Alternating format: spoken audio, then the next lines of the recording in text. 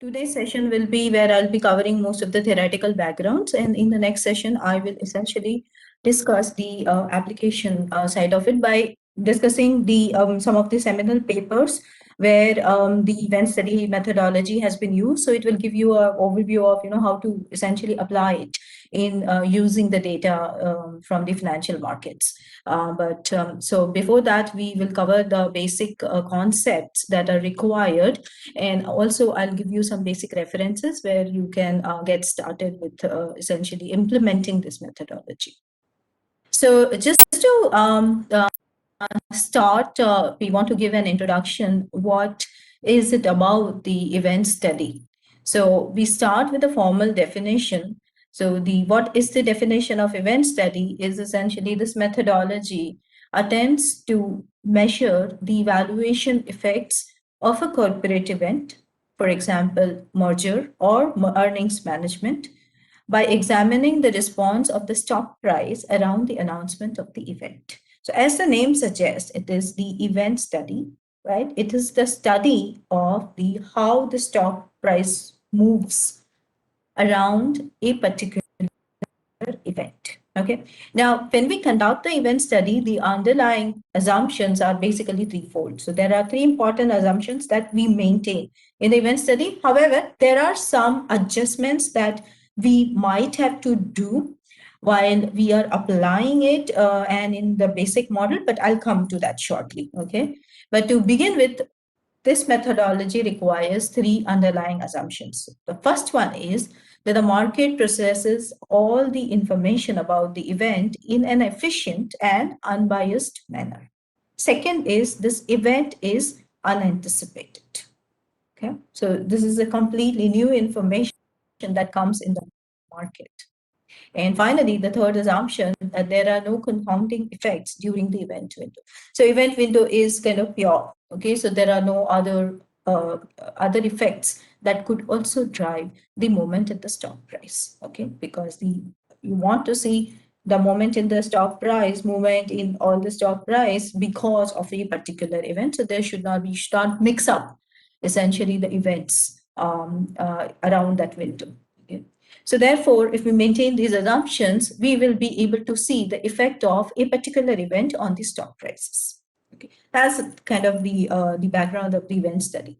Now, graphically, this is how the price movement around the announcement date will be represented under the efficient market hypothesis. Okay, and I mean, because we are already in the finance domain, so I assume that all of us know what is the efficient market hypothesis. Is essentially satisfying all the three forms of the efficient market hypothesis, that all the information is instantaneously incorporated into the stock price. Okay, that's essentially the efficient market hypothesis. So you can see that, so what is the x-axis is essentially the time period. It is usually measured in number of days.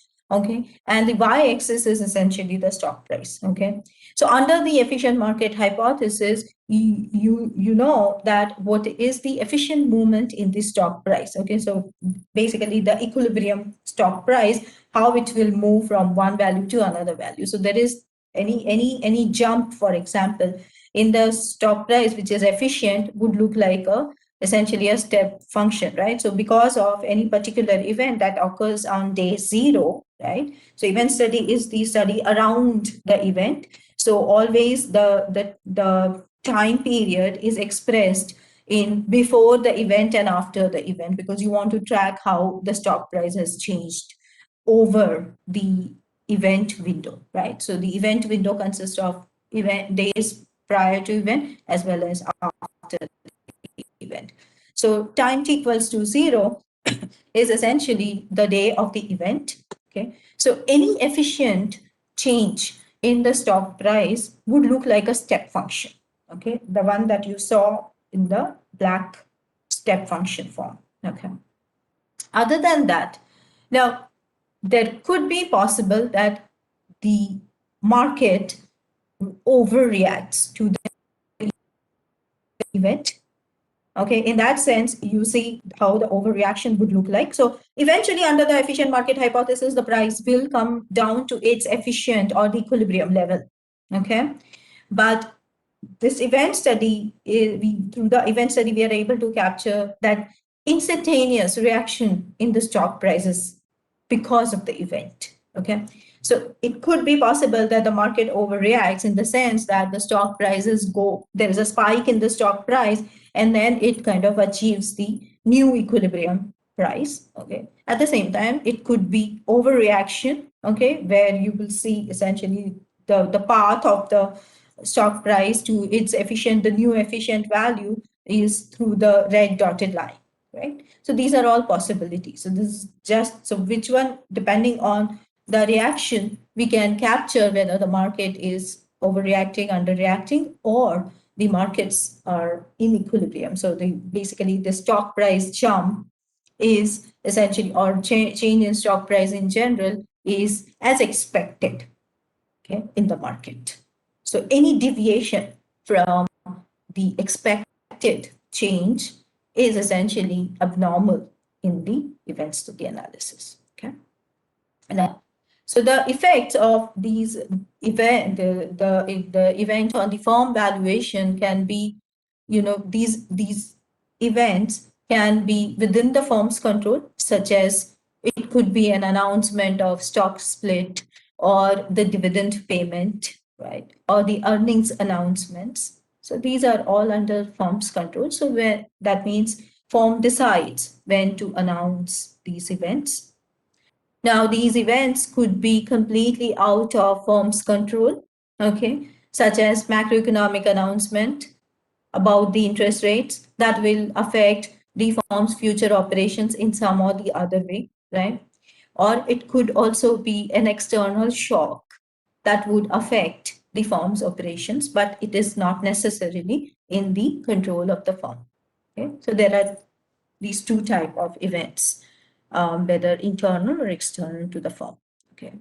Now, in the literature, various events that have been examined using the event study include mergers and acquisitions, earnings announcements, the issuance of the new debt or equity, announcements of macroeconomic variables such as interest rate, monetary policy changes, right? The IPO announcements, dividend payment announcements. These are, to name a few. Okay, these are very common set of studies which have explored the stock price reaction using the event study methodology. The event study technique is mainly used in corporate finance. So it has found a lot of interest in the corporate finance, not so much in economics generally. Okay.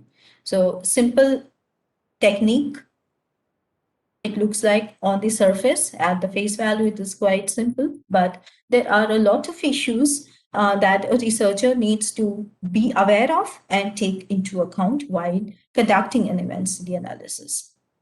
An event study is not something very new, but it has a long history in finance literature, and it is continuously evolving as well. Okay.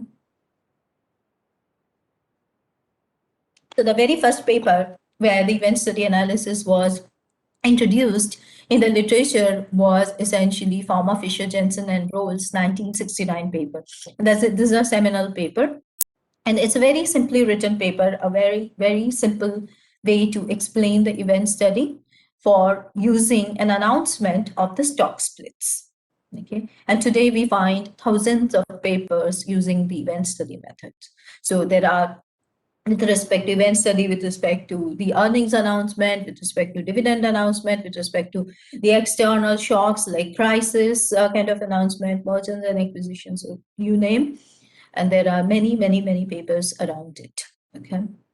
Now, this is also known as an event time analysis to differentiate it from the calendar time analysis. Okay, so this is essentially with respect to the event. So the difference from the time in general, which is the calendar time, is very important in the event study. Okay, so you see, let me take you back to the diagram. So you can see that, the presentation of event study is with respect to the event. So this day zero is the event day.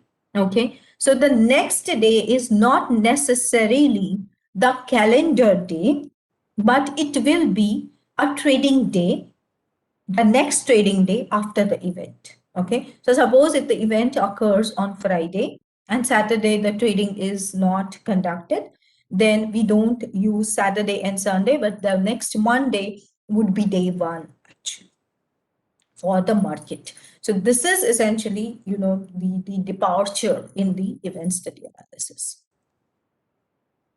Okay. So these are the list of classic references. The classroom lecture that we usually give is heavily based on essentially the book by Campbell Lowe and McKinley. Together, they are known as CLM. That was written in 1997, The Econometrics of Financial Markets.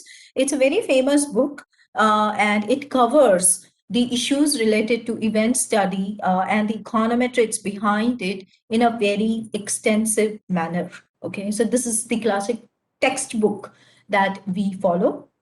There are seminal papers that also gives us a lot of information about the event study and the development of event study, and that evolution of event study in general that we see so far. So you can go through these references. I'll share the list, and some of the papers I'm referring to in my lecture today. So you will see as and when I cite those.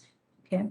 And the other important reference is the last one, which provides the literature review on the event study.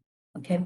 So especially the recent one, which is Kothari and Warner 2006 paper. Now, this is essentially talks about the literature review on the econometrics of event study. And that is published in the Handbook of Corporate Finance, especially with the focus on empirical corporate finance. So I highly recommend you this paper so that you will get a overall idea. After that, we don't have such an extensive literature review on the event study analysis, because they highlighted major problems, and then the non-parametric tests were essentially introduced. Okay. So very quickly, coming to the design of the event study, basically to cover up what are the steps to conduct an event study analysis. Okay, so the first one is defining an event. Second is the selection criteria. How do you essentially select the time period around the event? Third is measurement of normal returns and the abnormal returns, followed by the estimation procedure of the abnormal returns and the cumulative abnormal return. Once we have estimated, we will have to test the hypothesis using some standard tests like both parametric as well as non-parametric we will cover. Then present the empirical results and discuss those results by interpreting them in a correct manner. Okay. So this is the setup that we follow. Okay. This slide essentially shows the timeline for a typical event study when we design the event study. So this is part of the designing the event study. Okay. So it is all about the timing of the event and the time period around that event. So you can see that the timeline of an event study involves the event window, okay, and the day of the event. So event window is essentially the days around the event, and then it also includes the estimation window. Estimation window is a little bit larger, okay, which we use to predict the normal performance. So just look at the diagram. Tau is our timeline. Tau equals to 0 is the event day, okay. Around the event, you can decide whether you want to, look for stock price reaction for say 3 days, 4 days, 5 days, 10 days, 20 days. So that describes the event window T1 and T2. So these are typically, it is plus and minus. So if I'm looking for 5 days before the event, then I will look for 5 days after the event. So event window is usually symmetric in nature, okay, because you want to kind of have a proper idea about it.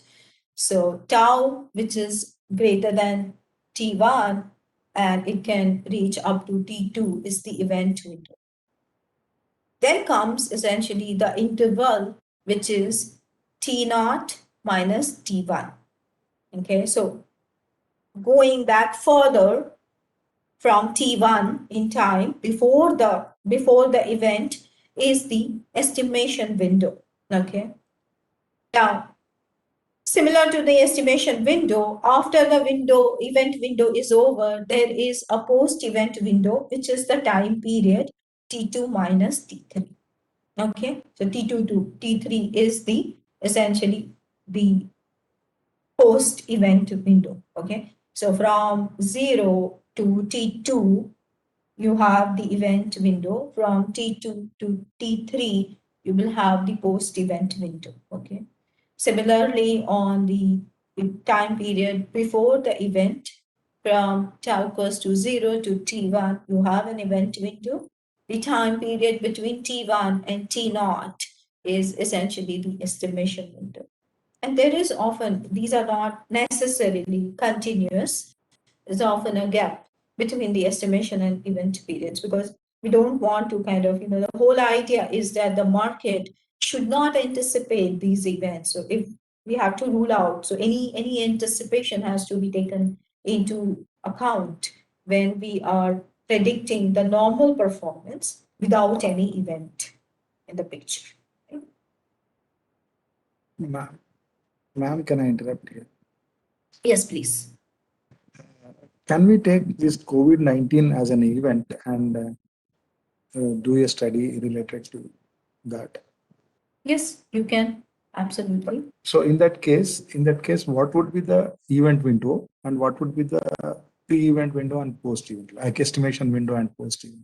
Yes. So now this one is tricky, right? So Yes. if you are saying, see, the beauty of event study is you can see the effect of the COVID, but the problem with COVID is it's, it is such a Not yet large over. shock. It is such a large shock that, can you say that the markets have come down to its equilibrium position? We cannot say it. Yes. Okay. Yes. So the event study that we are talking about, now you will have, after the COVID is over, there are some long horizon event studies as well. Okay. I will come to that, but it has its own issues. But this setup is very much applicable into essentially, where there is and kind of, there is a very short-term effect on the stock prices, okay, which we are able to use to capture, to understand how the market is thinking about this particular event, okay, Okay. and not really a long-term. So long-term effects are anyway you can see in a normal econometric setup of the COVID, right? Okay. Now, Okay. related to COVID, if you have a particular announcement, so you can actually do an event study where you are already in the COVID period. Okay. Yes, So ma'am. things are pretty much kind of, the new normal in terms of the COVID, but it is not the normal as it should have been, but it is somewhat in a disturbance period. But how the stock prices of, say, pharmaceutical forms have changed, okay, when there is a particular announcement related that would have affected a particular industry or a particular set of forms, for example. You understand? So Yes. that is, and similarly, you can within the COVID time period in finance, what you can do is you can take up the announcement when the essentially the Ministry of Finance announced that there will be a loan moratorium, right? So the RBI announced it, and then that was applicable. Then you can say that how it affected, right? How it affected essentially the NPAs or the stocks of the banks, because ultimately, it would have affected the it would have delayed essentially, the reporting of the bad loans and stuff like that. So within the COVID window, you can study the effect of a particular announcement. Now COVID is not an announcement, you see. Yes. COVID Yes. is actually, COVID is a shock Yeah. that comes to the market. Financial crisis of 2008 was a shock in the market. Yes. After an external shock, the markets itself will have a new normal, right? So naturally, you will see a lot of disturbance, but it's not a clean possibility in that sense because all the forms are affected. So it will be very difficult for you to point out, to separate the reaction in the stock price, you know, for essentially with respect to something which can be managed at the form level. Yeah. We Yeah. cannot attribute it to that particular. Yes, yes. Because, if I take the crisis, it has affected all the firms. So I will immediately Yes. ask you a question. So what, right? So everybody, yeah, I'm likely to see an abnormal return. Markets were really depressed about it. So everybody reacted in a very pessimistic way. Yeah. But what's the kind of, use of that, right? Yes. So that's where the event studies mostly, the one-time event. Oh. Okay, not the Yes. shock per se. With respect to shocks, there are standard econometric models which you can actually use. That would be more interesting. Understand? Oh. But within Okay. COVID, yes, whenever there is an announcement, okay. So the Yeah. event here is a particular announcement that is, that is perceived to have an effect on, say, a stock price of a particular firm or a particular set of firms or a particular industry. All these are possible. Okay, but it's more like around the announcement that is completely external for the market, right? So Okay. now that's essentially the point. Okay, but Thank you. whereas I can have a long run study where I see that, overall risk in the market has increased because of the COVID. Yeah, that's a kind of, that is not necessarily an event study analysis. That is more, more conventional econometric, financial econometric study. Okay, Okay, ma'am. compared Thank you. to the pre-COVID period. Yes, thank you. Actually, ma'am, Yes. then how to decide this estimation period and the post-event window and event window? Yeah, How that's why I'm coming. I'm coming to that. Yes, okay, I'm coming to that. But I'm just telling you that design, these are the elements in the designing of the event study. Now we will decide how to choose, okay? How to choose okay. these window. So I can tell you that, time t equals to 0 is the event day, right? Now, mostly in the literature, we want to, this is all instantaneous, right? Markets are very quick. So you cannot say that my event window has to be, say 3 months, 4 months, 1 year after the event. No, that doesn't make sense because markets learn very quickly, and the price reactions kind of come back to the new normal quite instantaneously, because remember the assumption that the markets are efficient, right? So the typical event window is essentially, yeah.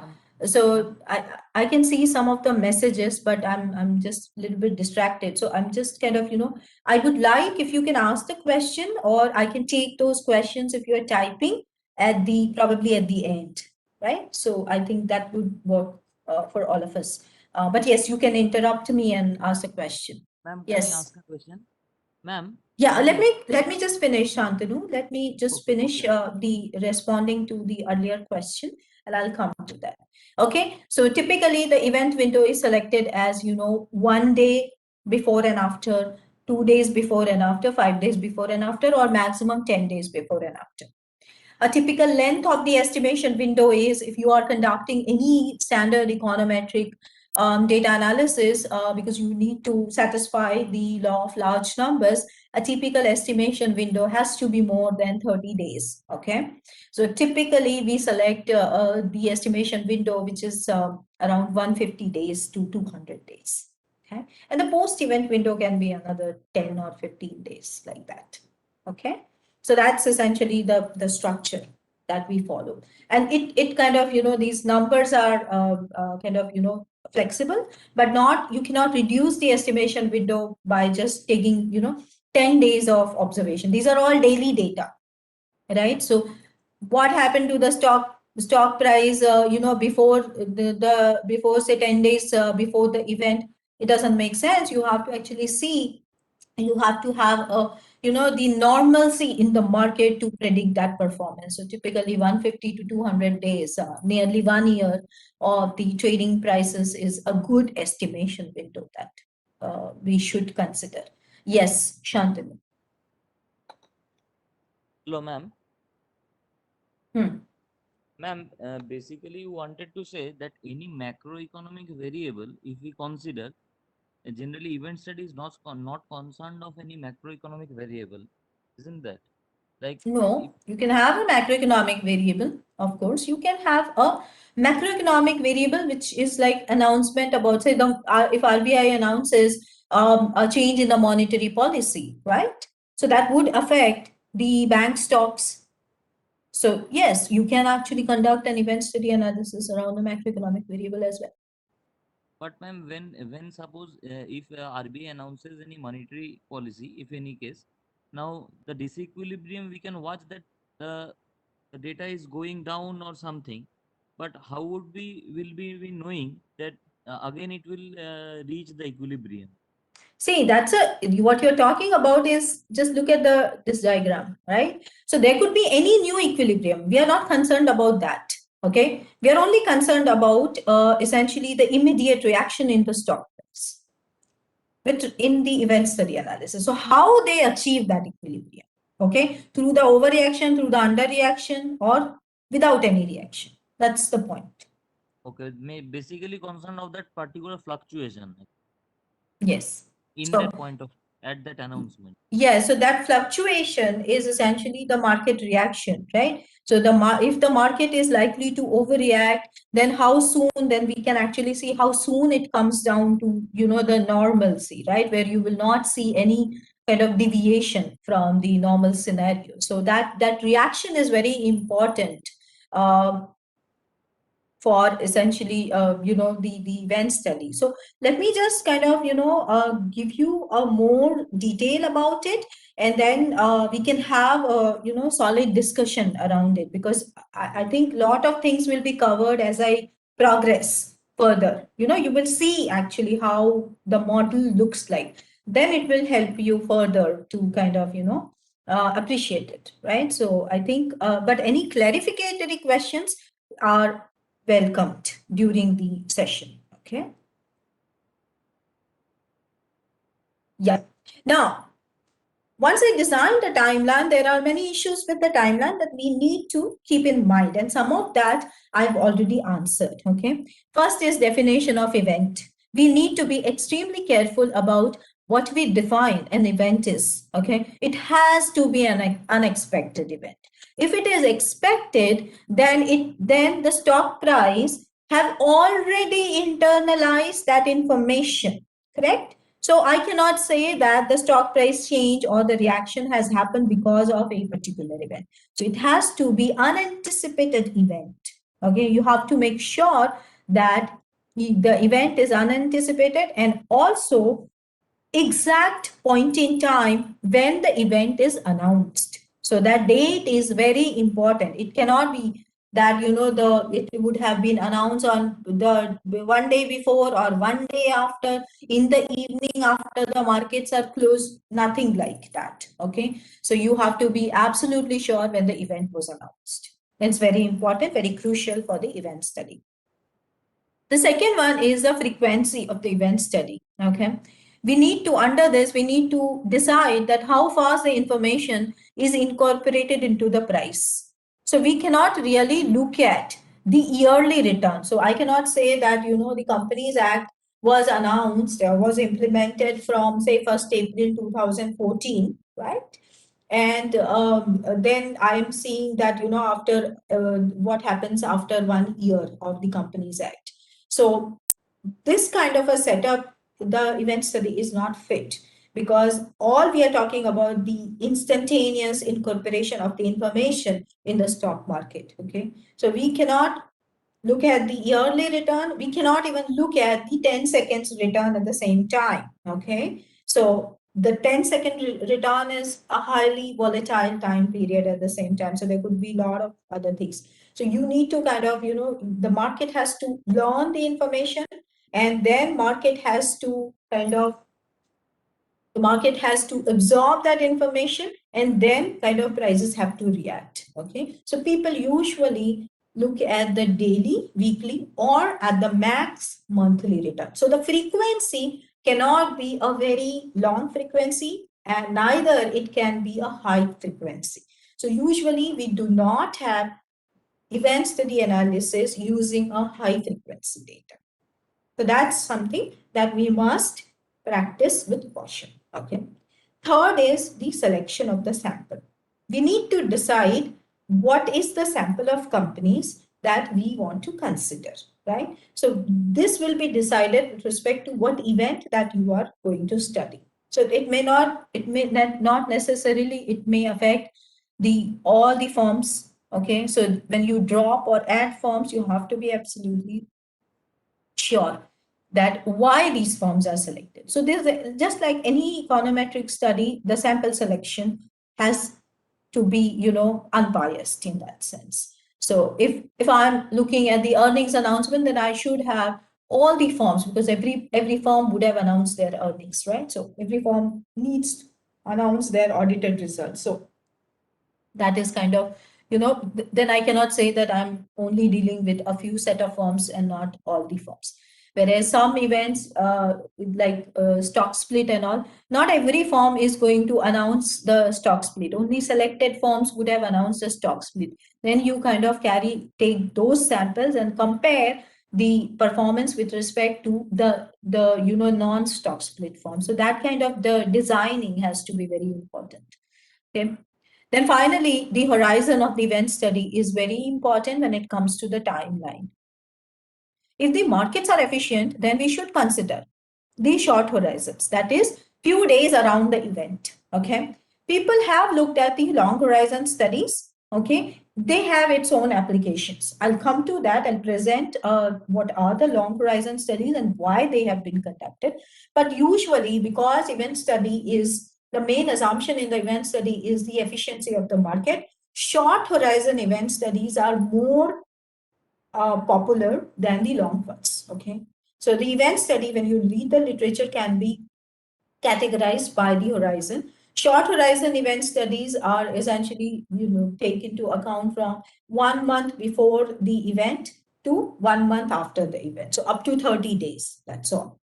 Whereas long horizons, they go up to 5 years after the event. Suppose there is like these are kind of the events which are perceived to have really a long-term effect on the firm stock price, then it is essentially the long horizon studies. There are very few long horizon studies that go up to the 5 years of the event. Okay.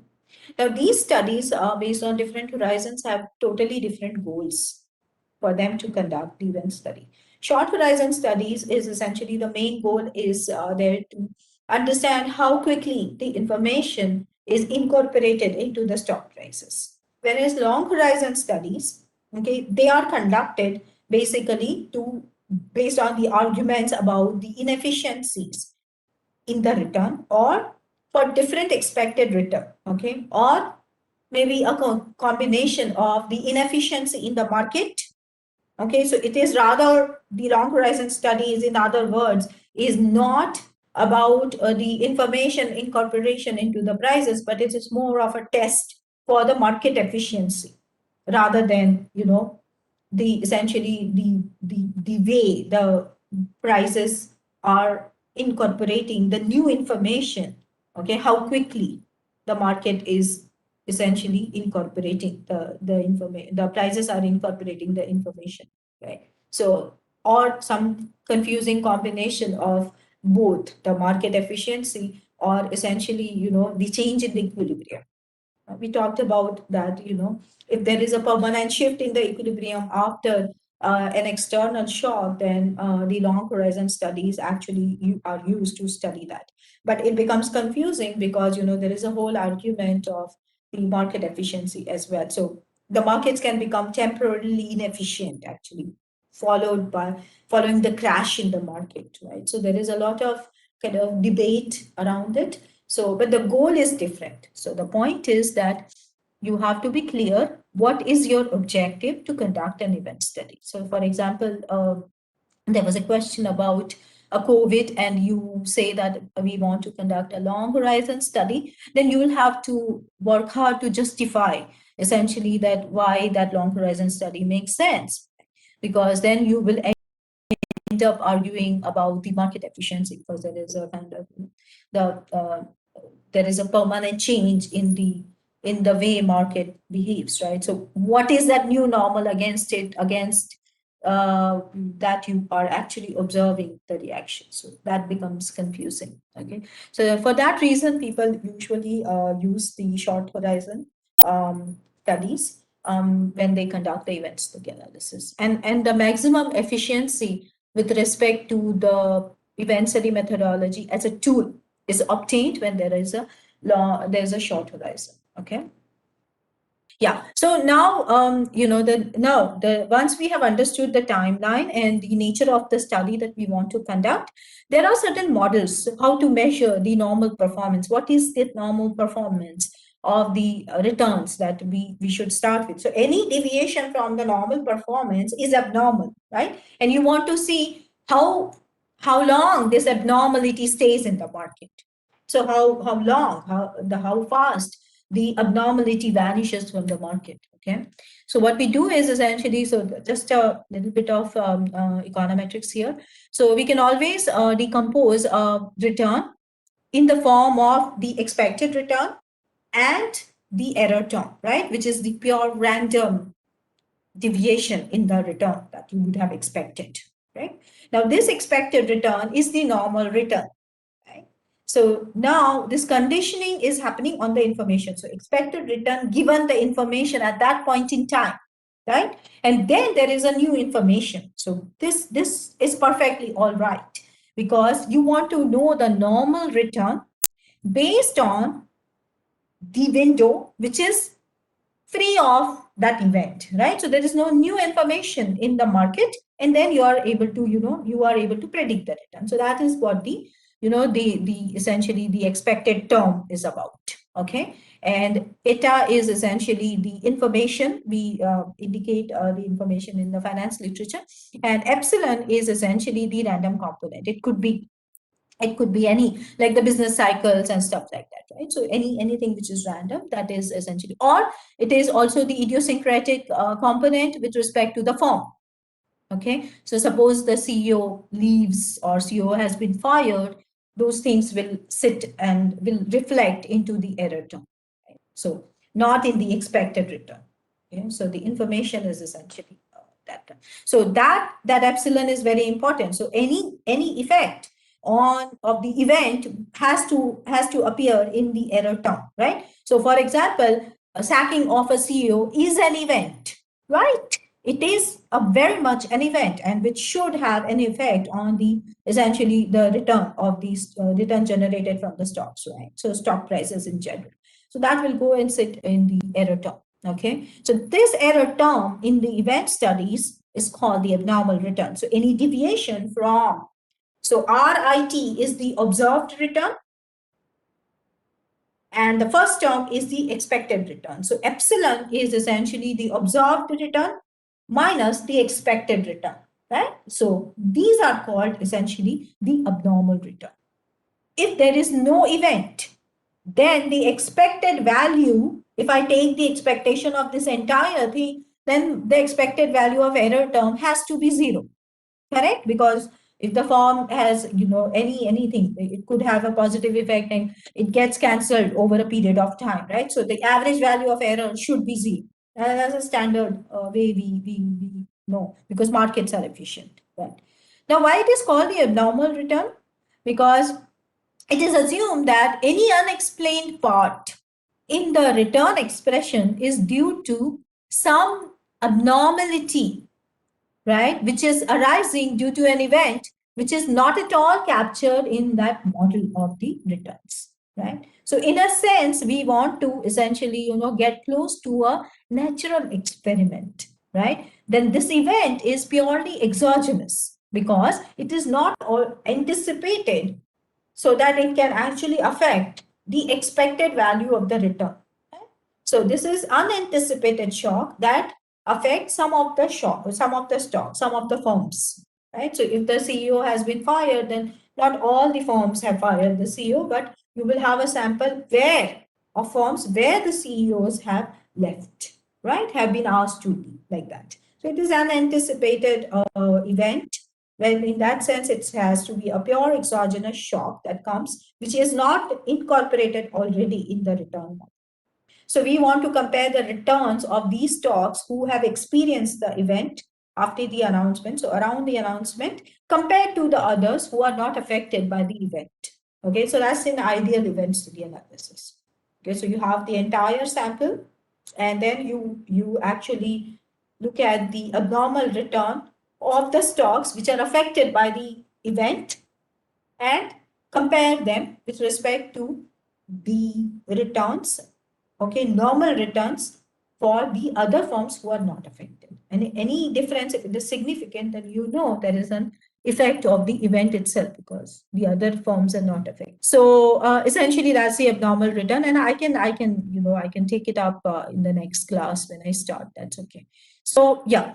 So normal returns are essentially, so once we have understood that what is that abnormality, all we have to do is we need to find a normal return, right? We need to estimate the normal return. Okay. So we need a control group. Okay. Because it's an experiment. So the treatment group are basically the firms which have experienced a particular event. Then we need a benchmark group. Okay. Against which we will judge the impact of the essentially the event on the returns. Okay. So there's a huge literature how to predict the normal returns. Now, you can say that my standard financial literature tells me that, the capital asset pricing model predicts the equilibrium expected return, okay? Or the arbitrage pricing theory, you can use that, okay? But it is absolutely not clear because there are some issues with the CAPM and APT, right? So we all know that.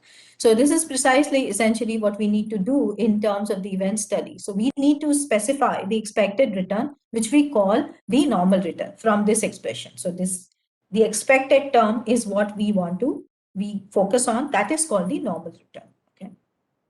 Now, if we are looking at the short horizon studies, then we can assume that the expected return need not change over a period of time. So that's perfectly all right.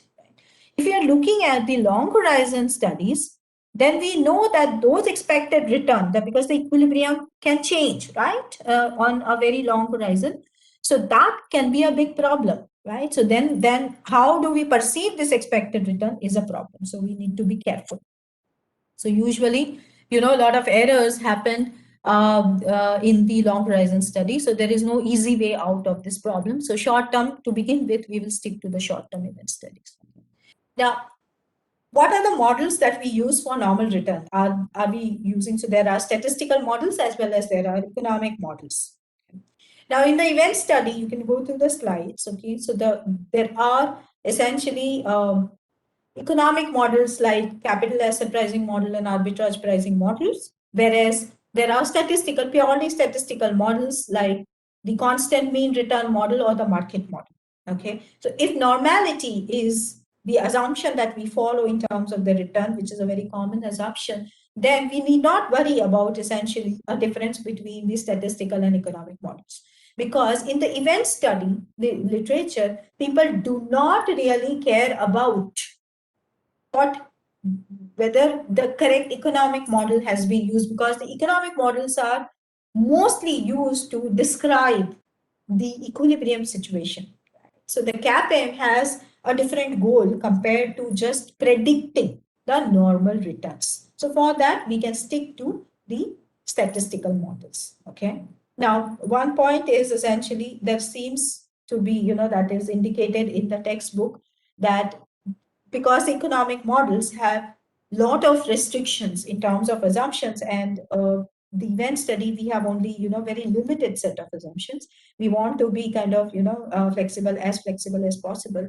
There is no apparently clear reason for us to use the economic model, and statistical models are mostly used in the event study. Okay. And among the statistical models, two are most famous: constant mean return model and the market model. So we mostly use the market model, right? And then we can do it. So some of the studies, so I'll describe both the models for the time being.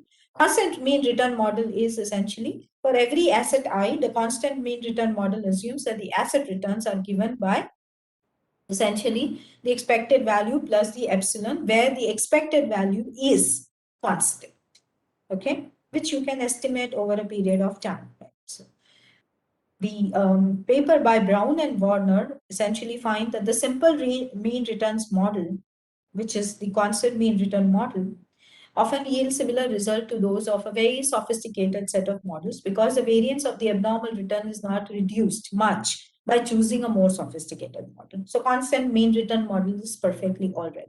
So this mu is a constant which is calculated using a historical data. Okay. So little bit of more variation is possible when we use the market model, right? So we know from the literature that every stock is a part of certain market, right? So in a larger scale, every stock is a part of a stock exchange, which is a market, but they are part of their own focus group. Like banking stocks are part of the banking industry in general, right? So there exists a market. So we need to control for the movement in the market also. So that's where the most popular model in practice is the market model. And the market model describes the asset return, right, as follows. So in the market model, the expected return is essentially alpha I plus beta I times RMT, okay, where RMT is the expected return from the market. And here the market can be proxied as the index. Okay, so for the banking stock, you can take the banking index. For the top stocks, right, the liquid stocks, you can take the Nifty as the market index. So it is all okay in that sense. So you can have a proxy for the market. So in this model, essentially, once you control for the market return, right? So it's a return on the market portfolio, which can be Nifty or Nifty Junior or NSE 100. Everything is possible. Okay, or Sensex in general, which is the index for the Bombay Stock Exchange. So this describes a linear specification, okay, to predict the returns using a market model. Okay. So usually, as I said, that these indices are available. So when beta equals to 0, then the market model collapses into essentially the constant mean return model. Okay, so you can play around with it. So, but this has to be estimated at every form. Okay. So once you estimate, then you have to keep a watch on the R square and all. So here, because you are estimating compared to the constant mean, you can pay attention to the R square also. So the R square indicates the power of the essentially the regression. Okay, so that's it. So usually I'll skip this part. These are the other models. You can go through that involves the CAPM, standard capital asset pricing model, and the Fama-French three-factor model. So these are another set of models that people use to essentially predict the expected return or the normal return. Okay, and then everything becomes easy afterwards, because then you have to just take the difference from the observed return. Okay. Ma'am, So 1 minute back, please, ma'am. One query, ma'am, please. yes. Hello? Ma'am, Yes. back to the previous slide. Sometimes we use that SML and HML. That sometimes when we talk, takes the stocks as a whole, or will take the stocks. Suppose we are taking the banking stocks of 20 stocks, we can take the SML or HML of that 20 stocks, or across the industry as a whole, or across the companies as a whole. Oh, so you are directing the question on the Pharma French three-factor Yes. model. Yes, ma'am. Yeah. So what happens is, the SML is essentially return on the size portfolio minus, so the relative size portfolio. So within that industry, you will actually create a portfolio of the large stocks versus a small stocks and then take the difference. That's SML factor. Okay. So your industry has to be focused. So if it is a banking industry, then you will actually calculate this factor within, because the portfolio has to be created in the same industry. So you will actually calculate it in the same industry. Now, the other point is the Pharma French three-factor model. Based on the three-factor model, they have estimated across different industries themselves. So in Stata, okay, you will see a module on the Pharma French three-factor model. So you can actually have the Pharma French model for the banking industry also. So there they have already kind of, given the factors, right? So you can apply that using your own portfolio and then kind of, reiterate it. So, but the point is, it has to be within the same industry. So this has to be run in the same industry. Within the same industry, you have to kind of, these portfolios are dynamic portfolios. So it is IIT, right? So for I stands for the expected return, whereas the subscript in SML and HML, you see that it is T, right? So it is dynamic for a firm, but it is dynamic for all the firms, using all the firms in that industry.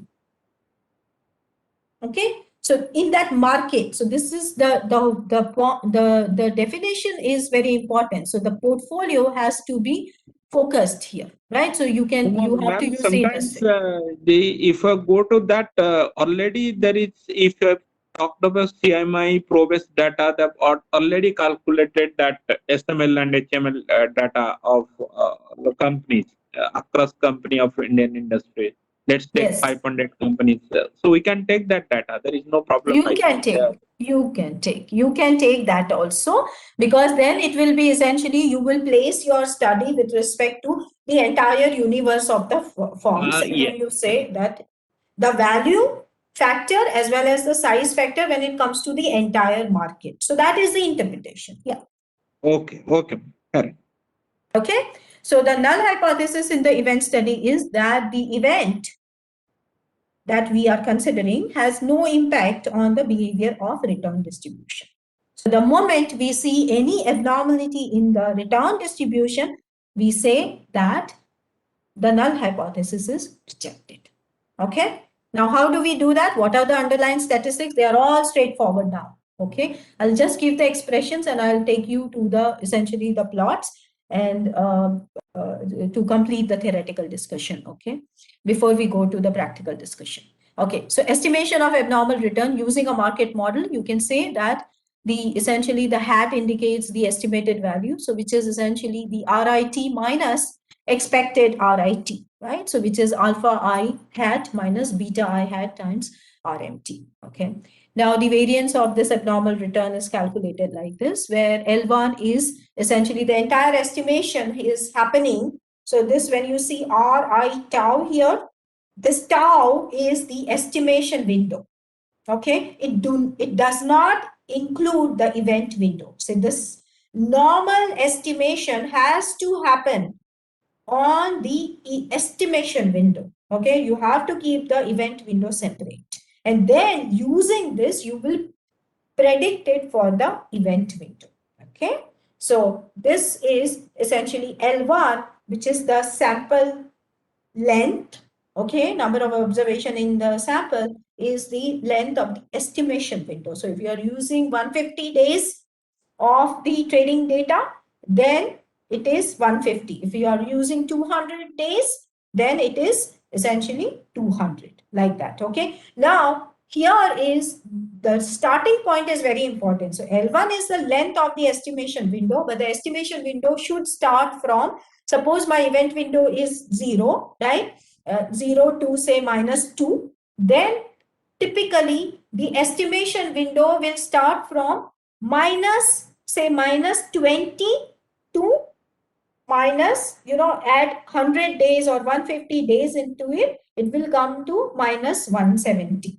Okay, like that. So you should have a gap in between. That is the estimation window.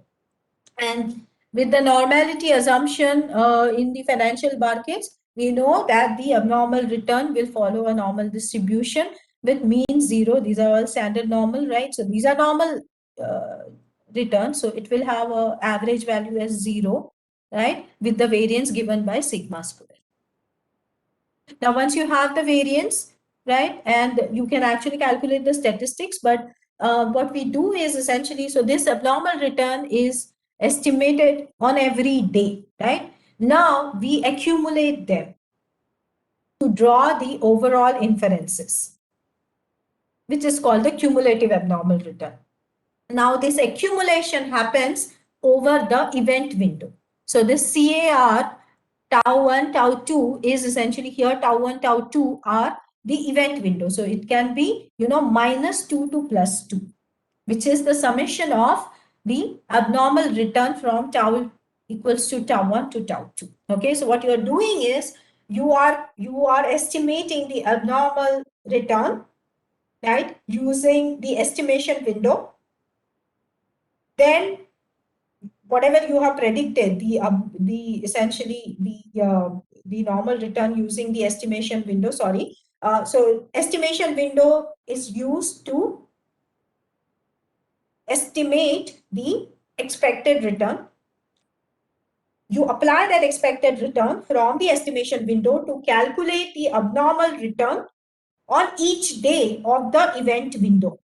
Okay, then accumulate them and calculate the cumulative abnormal return. It's a simple sum. You see, it's a simple sum of day 1 abnormal return, day 2 abnormal return, day 3 abnormal return. If your event window is of 5 days, okay, or say 6 days, right?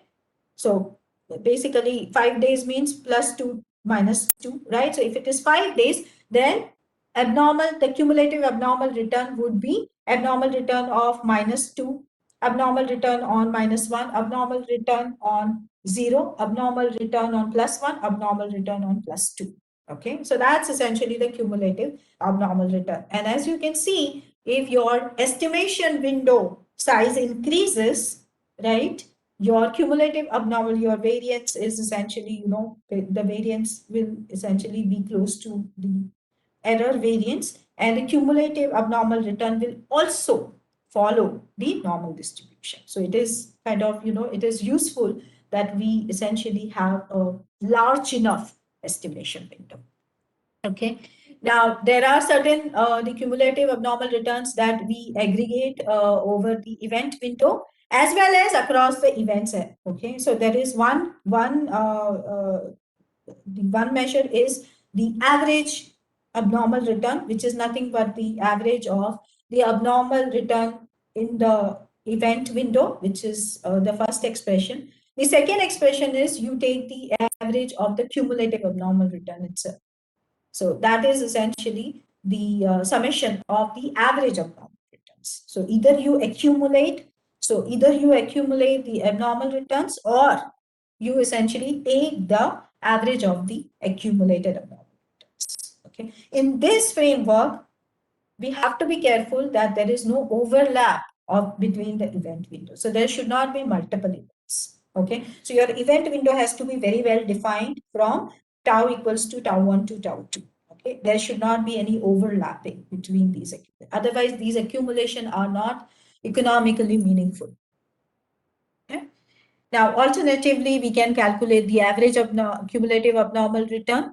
Once we have the cumulative abnormal return and the average and the variance, we can actually calculate the statistic based on the cumulative abnormal average cumulative abnormal return, which is a standard, which can be used as a standard T statistics. It follows a standard normal distribution. So any T test will be applied to essentially check for the significance. It's a standard normal variable, so any t-test will be applied to check for the significance of theta 1.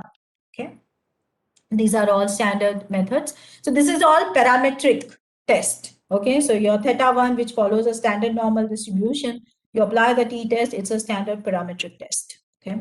Now there are non-parametric tests because of the non-synchronous trading in the market. Not all the stocks are frequently traded. So there are a couple of non-parametric tests that people have suggested, which involves rank test and the sign test. Okay, the expressions are given to you. And these are all standard tests available in Stata. So Stata has a module on the event study. So you will see that these tests are all available in that module. Okay. This is how the analysis of the abnormal return looks like. So I have included two examples. So one is where the announcement was the approval of FDAs, okay, and the second one is more form specific announcement when the firms announce special dividends, and not just the dividend, but if there are some special dividend, intermediate dividends announcements. Yes. Ma'am, I want to interrupt once again. You said that if it is conforming to normality, we should be using T statistic. Ma'am, here I think dependent samples T should be used, isn't it? Or independent T should be used. Where? Yeah. Yes, ma'am. You said Narjit, that the hypothesis is to be rejected or accepted based on T statistic because it follows the T distribution. Normal, standard normal distribution. Yeah. Standard normal distribution. Ma'am, which T to be used? Dependent samples T or independent samples T?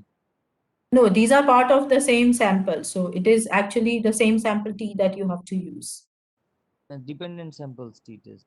Yeah. So everything is happening on the same sample, right? So Same. now once you do see that is where the sample selection will come. Now, if this exercise you are doing between the control sample and the treatment sample, so there is a sample of forms which are actually going through the event. Then there are sample of forms which are which are not going to, which are not affected by the event, but then you are calculating the essentially the cumulative abnormal return around the same event, right? Then they are independent samples. Independent samples. But if you use only the sample of forms which are affected by the events, and it is a dependent sample, and you will test for the significance from difference from zero itself. That's all. Thank you, ma'am. Thank you. Yeah. Otherwise, you will compare the statistic between these two samples. Depends on you. Okay, so this is just a graphical representation. What you see is, this is kind of the x-axis is essentially the abnormal return on around the event, right? So t equals to 0 is there is a spike, you see. So before the event, so it covers the event window up to 21 days before and after. Okay, so this is kind of max you can go up to 30 days. In this example, you can see that what is the effect of this event on the sample of firms which were affected by this particular FDA approval and who announced a special dividend. So this is you can clearly see that there is, in this case, the stock price reaction is higher than the expected, okay, following the announcements. Now, naturally, you can relate it with the corporate finance literature that these are beneficial for the firms. So stock market reacts in a positive way, right? So this is how once you calculate the abnormal return, and this is a simple plot of return, right? And event study involves a graphical representation as well as followed by the essentially the testing of the hypothesis using the test statistics. But graphically also it is very appealing because you can clearly tell a story based on the graph itself. Okay, so these are the some examples. I have a lot of other graphs also, but before we kind of how much time I have. Yeah, so I'm almost kind of I have 1 minute left, so I'll just very quickly discuss essentially there are certain studies, recent studies, which use essentially buy and hold abnormal return rather than using the abnormal return that I described in last few slides. And why they use the buy and hold abnormal returns rather than the abnormal returns? Because it is argued by these economists that the cumulative abnormal returns are statistically okay, but they are not very meaningful economically, right? So the Barber and Lyons paper in 1997, they suggested the buy and hold abnormal return as essentially a good alternative to the cumulative abnormal return. Okay, and the buy and hold abnormal returns are essentially defined as, given the AR, right, abnormal return, they are defined as essentially the next expression, as you can see in the slide. Now, what is the difference between the buy and hold abnormal returns and the cumulative abnormal return? Cumulative abnormal return is simply an arithmetic expression using the abnormal return, whereas buy and hold abnormal returns are essentially the geometric expression. And this makes sense because, people in the, essentially the investors in the market, they are not kind of, doing this in a simple arithmetic way, right? It is more of a, to take care of the compounding effects and all, then it is more of, they are actually buying the stocks, they are holding the stocks and then deciding it. So it is, the geometric expressions make more sense, more economic sense than a simple arithmetic expression. Okay, so Ma'am, can we define the sign, please? The var, what is the product? It is the product of 1 plus the product, abnormal. yes, it is a The product. multiplications of that. Yeah. It is a product over a period of time, which is indicated as K. So that is nothing but the event window. That's all. Okay. So it's, instead of CAR is the essentially the arithmetic sum, right? CAR is simply the sum of ARs, and buy and hold is a product of 1 plus AR. So it takes into account essentially because abnormal return is the discounting, it's kind of a discounting factor, right? So for the, it's a discounting factor, and then you kind of, multiply it over a period of time. So it takes into account the compounding effect rather than simple arithmetic. So it's that kind of a difference, which is more meaningful economically in the financial markets, right? So any return is essentially, grows over a period of time, let's say, right? So you don't really add them in a arithmetic sense. So similar to everything else remains same, right? So the only difference is between how you calculate CAR versus the buy and hold abnormal returns, and everything that follows remains absolutely same. So you can also aggregate the buy and hold abnormal returns. Okay, and because of the same reasons, the variance of the buy and hold abnormal returns will be less than the variance in the cumulative abnormal returns. So this is a kind of economically strong measure that people have suggested in the event study. Okay, this is how essentially the another event study across different kind of announcements.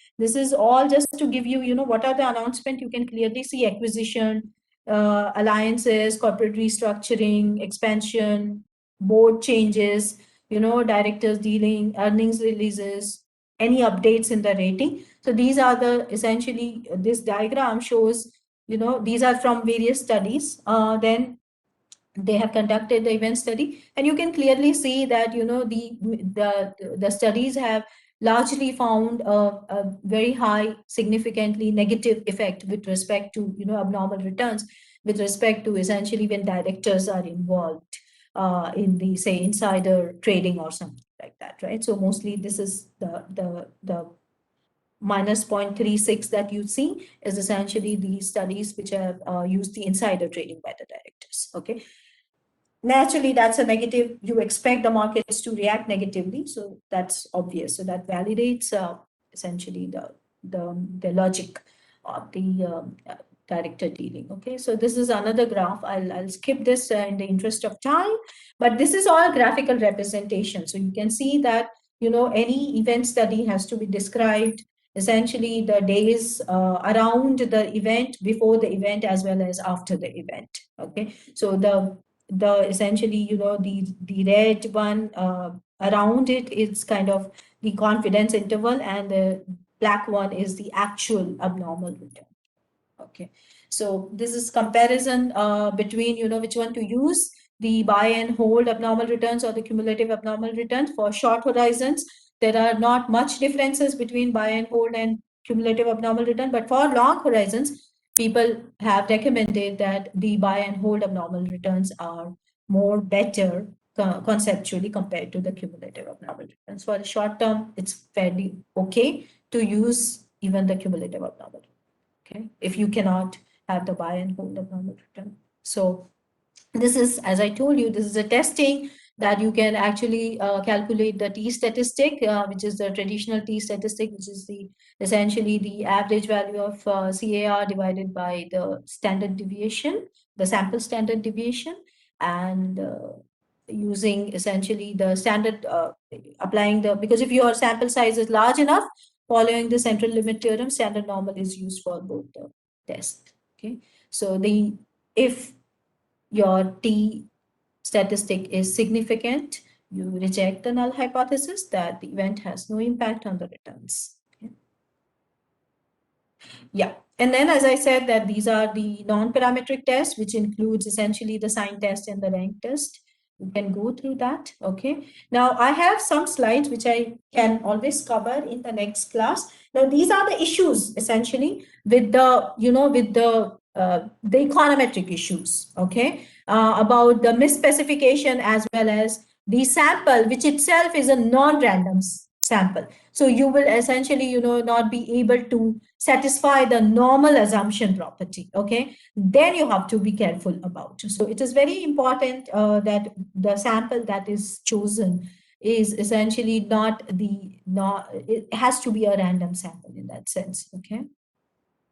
Now, there are other issues that there could be multiple events, so there has to be event clustering that has to be taken into account, and or this could be event study could be a joint test of market efficiency as well as the effect of the event. Okay, and the other one is, as we covered, that there could be long horizon studies which have all sorts of issues about the interpretation and all, right? So this is how you take care of event clustering standard methods. Okay, these are all, if you see that you have an issue of the event clustering, then you have to take care of the interdependence between the abnormal returns, and this is simple adjustment that we do in terms of the variance so that our t statistic is a modified t statistic in that sense, after taking into account the clustering standard ways that we do. Okay, now very quickly I will essentially skip all these. Okay, so these are the diagrams you see, these are various papers. We will discuss all these papers in the next class, how to do this for a practical approach.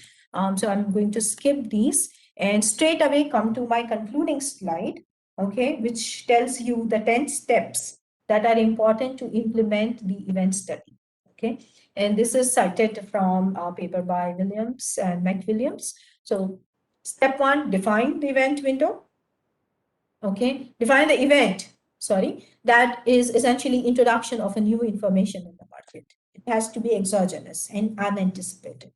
Step 2, you need to outline a theory that justifies a financial response to this new information. Okay, so you cannot just consider any event. There has to be a theory behind it. For example, if we consider dividend from the corporate finance theory, we know that the dividend announcement affects the stock prices, right? Because it affects the valuation of the firm. So any free cash essentially has to be adjusted in the future valuation of the firm, and that's why they have the effect on the prices. So you should have a solid theory from the finance to justify the use of the event. Okay. Step 3, identify a sample of firms that experience this event, okay, and identify the corresponding dates with respect to these events. Okay, so suppose we are considering the dividend announcement, then with respect to every firm, these dates will vary, right? So event study has to be done. The estimation of the abnormal return has to be done at every firm level. So because the dates are different, event could be same, but the dates are different. Step 4, you need to choose an appropriate event window and justify its length, why you are considering 10 days versus 5 days, like that. Okay, if it exceeds 2 days, then typically instantaneous is 2 days around the event. Anything beyond 2 days, you need to have a justification for that.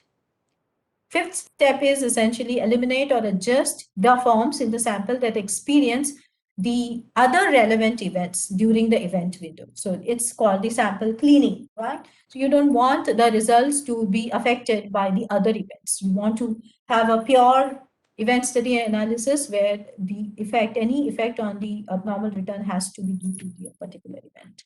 So you need to make sure that there are no overlapping events for the sample of firms that you have considered.